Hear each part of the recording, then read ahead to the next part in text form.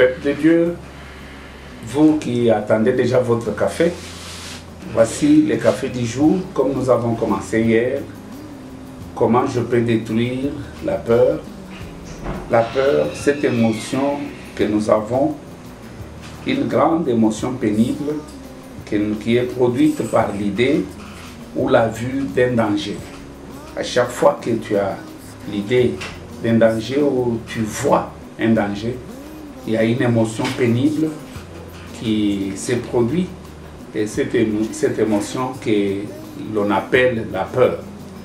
Et hier nous avons commencé, nous avons vu la peur peut être détruite avec la parole de Dieu.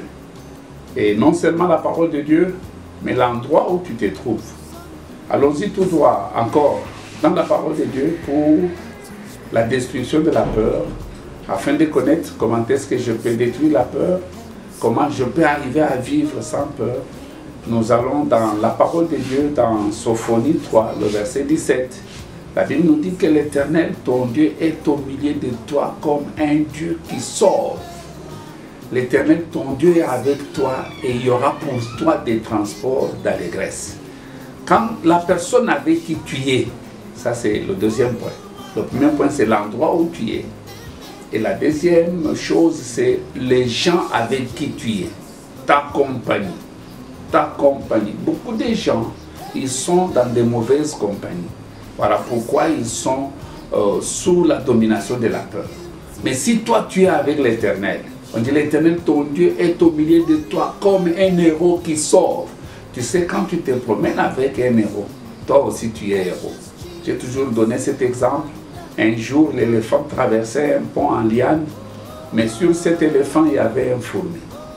Et à cause du poids de l'éléphant était en train de secouer le pont. Mais après avoir traversé, le fourmi lui dit, tu as vu comment nous avons secoué le pont.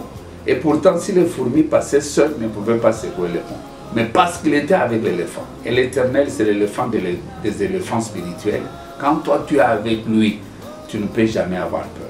Le deuxième passage biblique qui va nous aider à ce que nous puissions détruire la peur, je le tire dans Josué chapitre 6. Non, dans Juge plutôt, Juge chapitre 6. Vous constaterez la rencontre de l'Éternel avec le jeune Gédéon. Il lui dit au verset 12e, Gédéon lui dit, ah, où sont? L'Éternel l'a rencontré dans là où il est allé. L'endroit où il était, ce n'est pas l'endroit qu'il devait être. Nous avons parlé de l'endroit hier, je ne saurais pas revenir là-dessus. Mais l'Éternel lui dit, va avec la force que tu as, au verset 14. Il dit, non, quelle force j'ai? Les gens qui sont avec toi peuvent constituer une force, si ces gens-là n'ont pas peur. Et au chapitre 7 de Juges, à partir du verset 12e, Gédéon se présente avec au-delà de 30 000 personnes. L'Éternel lui dit, non, les gens que tu as sont nombreux, oui, mais ils n'ont pas le courage. Il y a de peureux. Dites-leur de quitter ceux qui sont peureux qui les retournent. Bien aimé, 20 000 personnes sont parties. Sur une armée de trentaine, 20 000, dont il y avait 20 000 peureux. Attention avec les gens avec qui tu veux commencer quelque chose. Quand tu veux même marcher, quand tu veux commencer une activité, certaines personnes, ils peuvent nous contaminer leur peur. Mais si tu es avec les gens courageux, voilà pourquoi Dieu est parlant avec Josué dans Josué 1. Après le verset 6e, l'Éternel nous dit, n'aie pas peur, prends courage.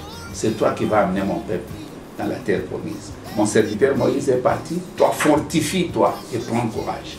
Quand tu as le courage, tu vas détruire la peur.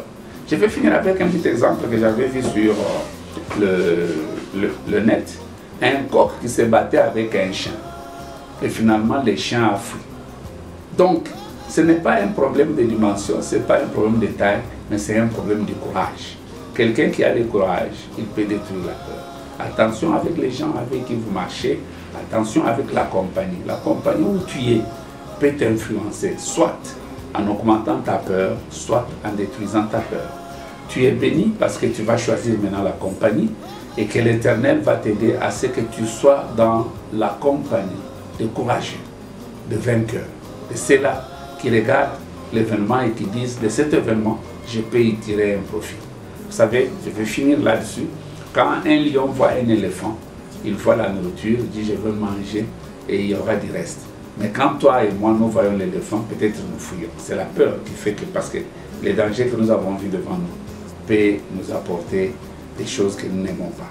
Mais toi, à chaque fois que tu verras un événement, quand tu auras une idée, il y a la parole de Dieu qui te viendra en tête, qui te dira, ne crains pas. Tu es béni, que le Seigneur te bénisse. On se retrouve demain dans notre café sur le même réseau.